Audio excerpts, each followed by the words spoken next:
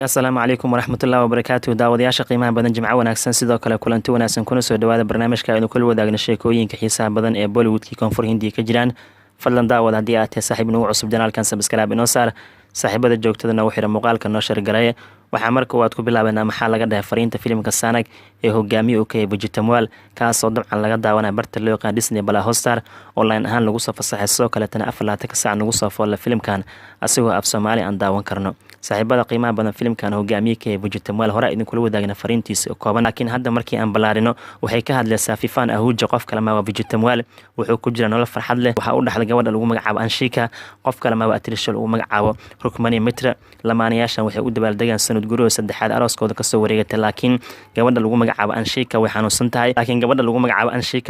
tahay oo dabcan wadna xanuun ayaa haysa darteed waxaa qasab ah in lagu sameeyo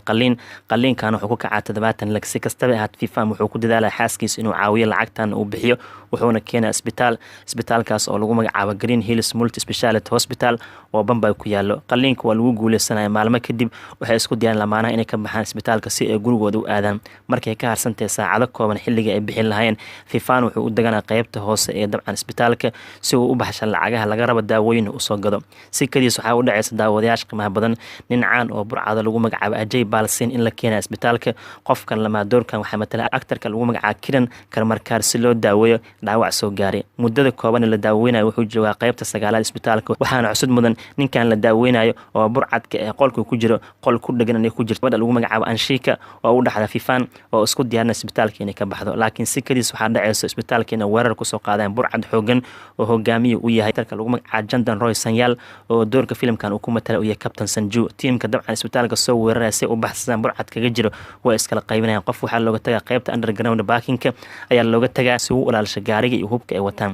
daawadayaasha qiimaha badan teamka waxay ku guuleysanayaan isbitaalka inay qabsadaan sidoo kale irid kasta isbitaalka laga soo galno waxay ku xireen bambo si booliska aysan u soo galin ninkii Vivan ah waxba kama warhaay markii arrinkan dhacaysan wuxuu joogaa qaybta hoose isbitaalka daawadayaasha qiimaha badan markuu ogaado isbitaalka gacanta ugu jira burcad wuxuu tagaa qaybta parkingka ku arkaa ninka looga tago gaariga ilaalinayo ninkaas ayuu dabcan dila kadib wuxuu la wareegaa gaariga hubka buuxay ujeedkiisana wuxuu yahay dabcan sidii xaaskiisa ku soo badbaadin lahay isbitaalka dadka lagu haystan u soo furan lahaa marka filimkan qaybaha ugu dambeeya waxaa loo daawanaa fifaan qof kale ma Vegetamwal iyo operationkiisa ku aadan sidii u badbaadin lahay dadka isbitaalka ku jira xaaskiisa haddaba maxaa laga dhahay fariinta filimkan waxaa directorka mas'uulka lagu magacaabo Kanish Sharma oo markii ugu horeysay filim agaasim waxaa aad loogu amaanay fariinta saaran uu doortay akshamada ku jira heerka sare si gaar ah Vegetamwal ficilada uu sameeyay laakiin filimkan culayska uu leeyahay waxay daawadayaasha qamada wuxuu soconaa 116 daqiiqo waxay aad waqtigiis in la koobo oo 90 daqiiqo laga dhigo si uu noqdo filim xamaasadiisa aad iyo u sareysa adigoo u baahan oo ka dhamaado si kastaba ahaato wax kasta waxaa lagu hilmaamaa akshamada uu sameeyay Vegetamwal oo kuwa casri ah sidoo kale daawadayaasha qamada hogaaminta wiilkan uu qaatanay